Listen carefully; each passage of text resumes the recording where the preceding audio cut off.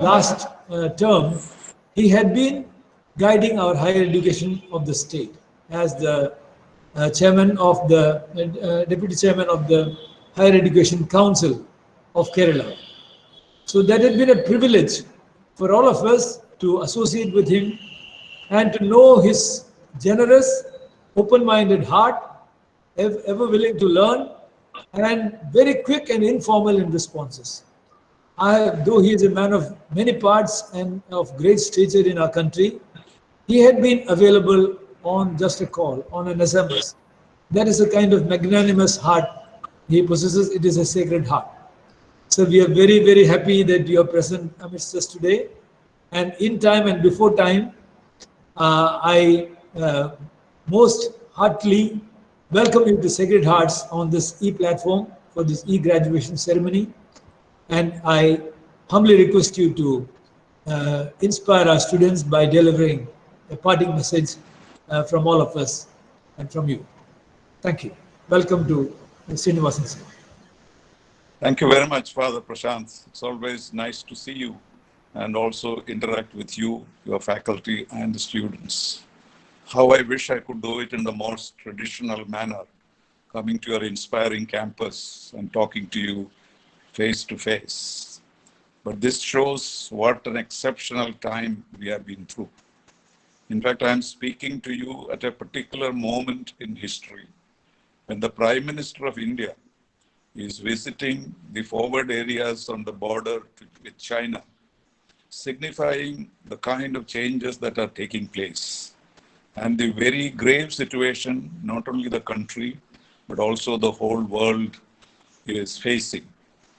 So the very fact that I'm speaking to you like this online rather than personally is something which shows the peculiar situation developing in the world.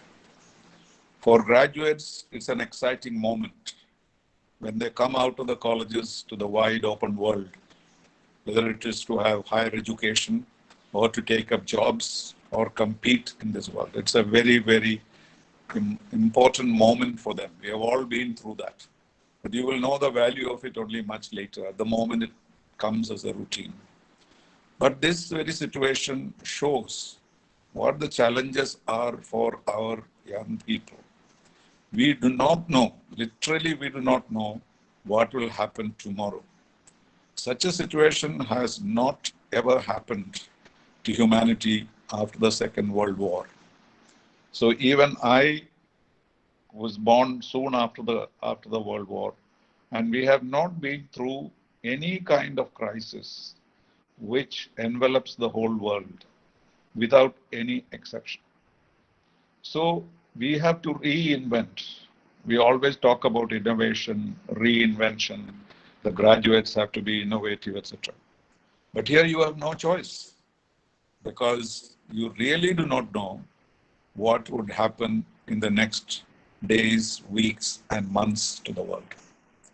One thing is certain, the world of 2020 and 2021 will be very different from what it was in 2019. This is obvious because we have not faced such a challenge to the existence of humanity itself. So this generation of students who are graduating today are facing a much more uncertain world than all of us did when we graduated. And that is the great significance of this particular day and the day you are graduating. So let me congratulate you all for your successes and wish you all the very best. And also tell you a little bit about the world that you are going to face. Of course, COVID pandemic, we all know, is something which humanity has never experienced before. There have been plagues, there have been very many other viral infections, but nothing has enveloped the world as much as COVID-19 has done. And not only that, there are reports that this is already emerging in China. So during this period, we are all required to perform certain responsibilities should rise to the occasion and contribute our little might. And what is success today in the world today? It is simply survival. If you survive this crisis, and if you are alive when the virus disappears, then you have already succeeded. You might do is bonus. So please focus on that. And all of us have to do a little in order to survive. And this has to be taken seriously and follow all the instructions of the government. What is going to be the post-COVID world is what is exercising the minds of all the people, because we do not know what that world will be. First and foremost, it is the decline of the United States. Nobody had believed that a country of the size and structure and strength and democracy of a country will come to such a pass. Today, the United States has come down from its position number one in prosperity and well-being to number one in crisis and disaster. We may blame individuals, we may blame the system, but the reality is such that the leadership that the United States gave to the world after the Second World War has declined. But one thing is that the United States still has the capacity and the power and the research and the energy to come back initially early in 2021. That we should remember. But there is a huge challenge to the United States today, and that is not from traditional challengers like Soviet Union or Russia, but from China. China has been waiting for an opportunity to overtake the United States. And they were projected to take that position sometime in the next 15 years or so. But this crisis, instead of discouraging them, because they themselves appear to be guilty to have either created the virus or have hidden the dangers in it for the first 2 or 3 months. But apart from feeling guilty or withdrawing from the world, China, what it's doing is it has become very, very aggressive. Aggressive not only against the United States, against which they are fighting for the first position in the world, but also against various other countries, India being one of them, Vietnam, Taiwan, Hong Kong, South China Sea, Southeast Asia. Everywhere China is flexing its muscles. What do they expect to do? Are they expecting to dominate the world in the post-Cold War era? And that is what they are trying to do, because United States in no position either to defend themselves or to even support their traditional allies. Russia lies in waiting, but they are taking a supportive position towards China. European Union is in shambles. After Brexit, European Union has already been in a state of flux and change and uncertainty. And this time when COVID-19 came, we saw that each European country was on its own. There was no cooperation, which is now slowly building up. And where does India stand in all this? That is what is important for you and me. India has done fairly well in dealing with the crisis, because considering our population, the density of the population, the lack of resources, the poverty existing in our country, it was a ready-made laboratory for disaster. But fortunately, maybe the weather, maybe the leadership, maybe our health facilities, particularly in Kerala, all these may have helped us to have a fairly successful dealing with COVID-19. And that has been recognized around the world. Not only that, while everybody else went to look after itself, we revived the multilateralism which the United States had destroyed. After President Donald Trump became the head of the government of the United States, he had abandoned multilateralism. He wanted to stand for America first and nothing else. And so the multilateral world built by the United States itself after the Second World War was abandoned by them. And it is being revived not by anybody else, but by India. So while we are taking care of our issues ourselves, we were the first to call a meeting of the South Asian Association of Regional Cooperation to talk about cooperation in the days of COVID. We were the ones who asked for a meeting of G20. We were the ones who insisted that the United Nations should take action.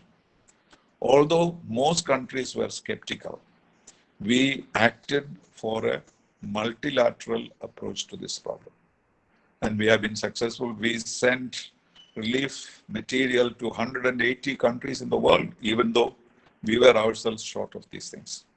So the importance that India has attained in this crisis is the fact that we have emerged as the champion of multilateralism. How far we will succeed in bringing it about and how far we will be able to resist China's aggressive nature is the challenge that all of us in India have to face, particularly the young generation. How do you do that? Simply, of course, we have the armed forces, we have the public in general, we have leadership. All of them will provide the leadership. But eventually, it is the young generation, the graduates of today, who are the ones who are going to face this brunt in the next 20 years, 30 years, 40 years. So the most important message I'd like to give you today is that you should accept the challenge of the 21st century.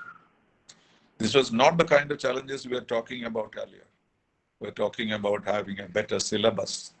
Or the principal talked about my effort at reforming education in Kerala. The message I tried to give was that our education system has to change. I often say this, we have a 19th century mindset about education. We have a 20th century syllabus, and we are teaching a generation which has to fight in the 21st century.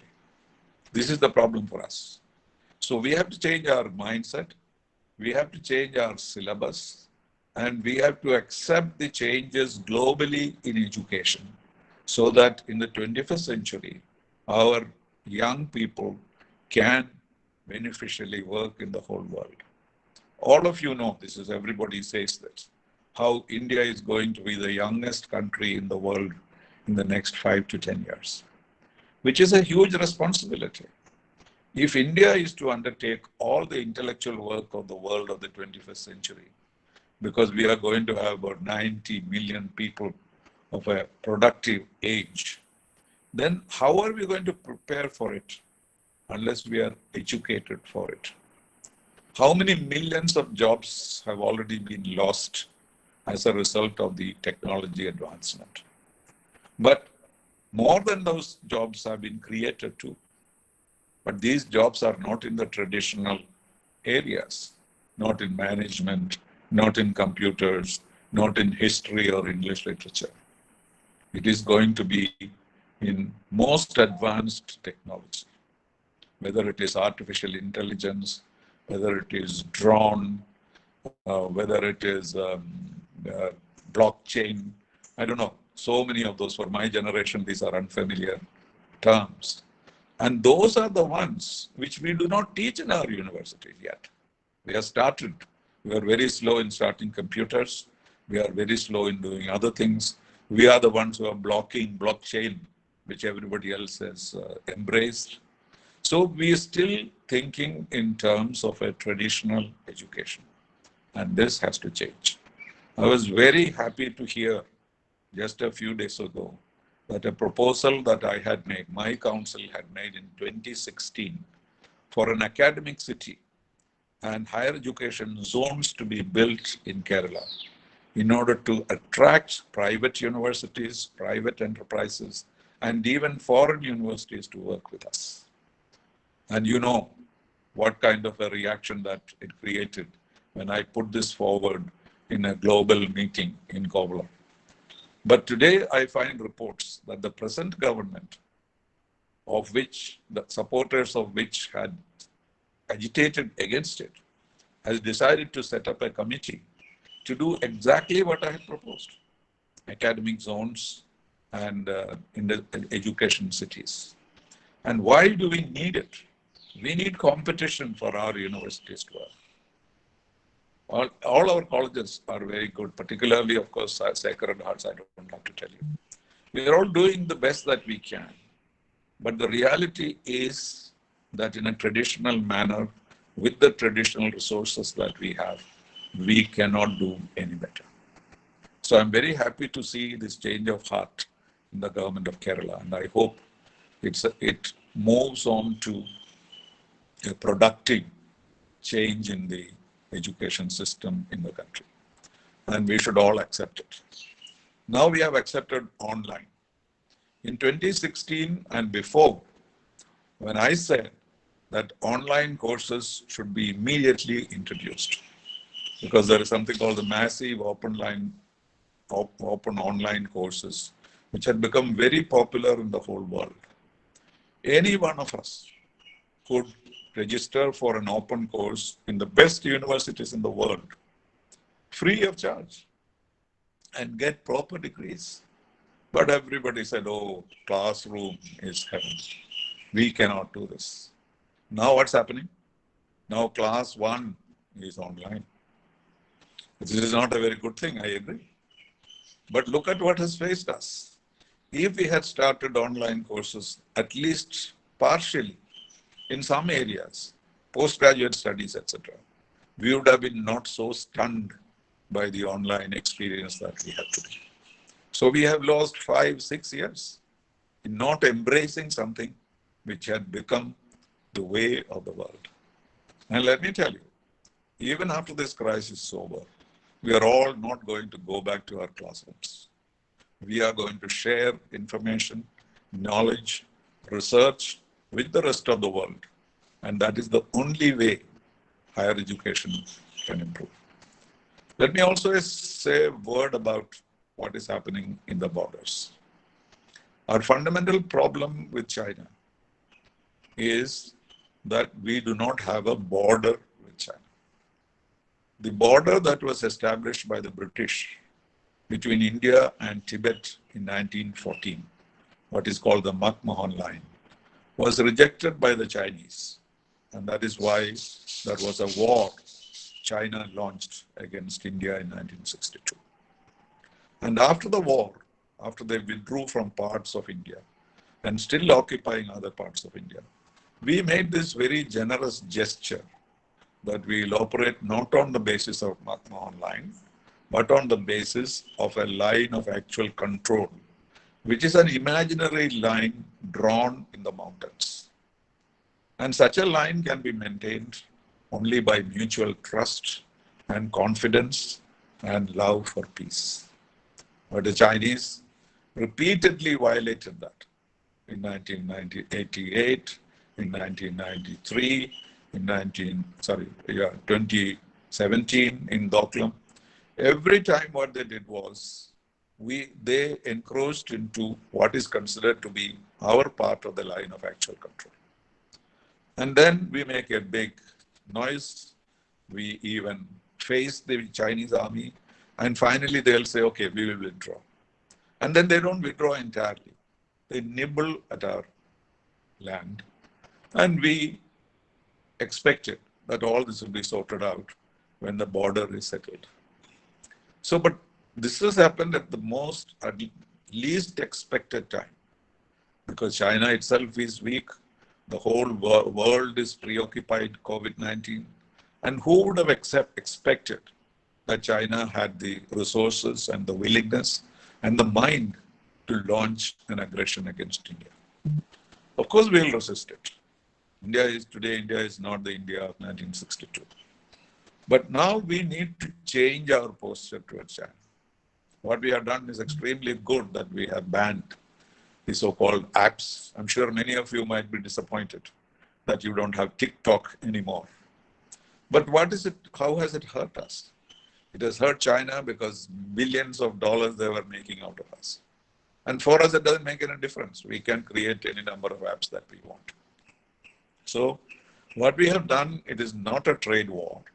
It is a measured and calculated move, which hurts us more, hurts China most, and hurts us least. So we can do such things. So what we need to do is now to change our position that we can live with the present situation till the border is settled. Instead, we should say that border settlement is the most important issue in India-China relations. And unless they agree to a time-bound resolution of the border problem, we will not have any cooperation with China. And that's a very reasonable position. Of course, I don't have to mention Pakistan in this context, because Pakistan and China are always being together in their mode towards India. So though I do not believe that there is going to be a war, I'm sure the Prime Minister who is today at Ladakh might have gone there in the expectation that this would be resolved at the moment. He will not go there to declare war, I think. But we have to hear from him. But my own feeling is that things may settle down for the time being, but we need to have a new strategy. And in that, the whole country must stand by the Prime Minister, stand by the government. The opposition will ask questions, naturally, because they would want to show that they would have done better. But that is irrelevant. What needs to be done has to be done. So when you go out of Sacred Hearts, the protected environment that you have, the atmosphere of learning that you have, to going into new institutions, going into new jobs, you must be aware of the exceptional situation in which you are going to face the world. And this you will get the support of education so far. The parents are very crucial. As Khalil Gibran once said, yeah, the parents are the bows and the children are the arrows. So unless the arrow is set on the bow and pull hard, the arrows will have no life. So it is the parents who have to pull the bow, which is not easy. They have to exert themselves a lot. But the arrows will have no energy of its own. It has to come from the parents. And this is something that we have to understand. There is a tendency in modern times to let the children do whatever they like. It's a good thing to do, because the children must decide what their future should be. The parents need not dream for the children. But I belong to a generation where we had left these decisions to the parents. My father decided that I must be in the foreign service and become an ambassador. I did not think about anything else. But it suited me, it suited us. And therefore, there is merit in following what the parents have to advise you. But the parents also have to be responsible to make sure that you don't put round pegs in square holes. And that is important. And therefore, the academic life is going to change. Without being aware of it, we are already in the middle of it. We accept that reality, at the same time try to make the best of it. And at this time when you are graduating, the only thing that we should be conscious of is that as Indians, we have a responsibility, a major responsibility, because we are going to be the intellectual essence and center of the world. And if we have that kind of education, look at technology in the West. Who created all the technological features that you now find in the United States? It was all Indians. If there were no Indians, there would have been no technology in San Jose. We know that. And therefore, we will have to work. Look at the crisis in the Gulf. Who built the Gulf? Now there is a crisis there. We need not run away from there. The opportunities may still be there. And therefore, the message that we ought to have, we should work for India. We should live in India if possible. But we also have to develop a global view. And I have seen the world, and I can tell you there is so much to learn, so much to understand. And each country has its own special features. Even the least developed countries have features that we can emulate. And like Mahatma Gandhi said, let all these cultures, all these innovations, everything fly through my home. All windows and doors should be open. But make sure that your home is blown away, is not blown away by all these influences. So friends, let me wish you all the very best. I thank the principal and others for having invited me this morning. And this is now my way of life every day. I participate in so many online conversations. And I value this particular opportunity with gratitude and joy. Thank you very much. Thank you, Srinivasan sir. Let us all applaud for him. Though it is not audible, I can see you all applauding. So thank you very much for your very scholarly and very insightful and very timely address to all of us and for the students especially. I suggest the students read today's Hindu op-ed pages by Sir. This is again regarding India's presence on the UN. Thank you very much, sir, and we will continue with our meeting. Thank you for your very, very valuable time. Now we have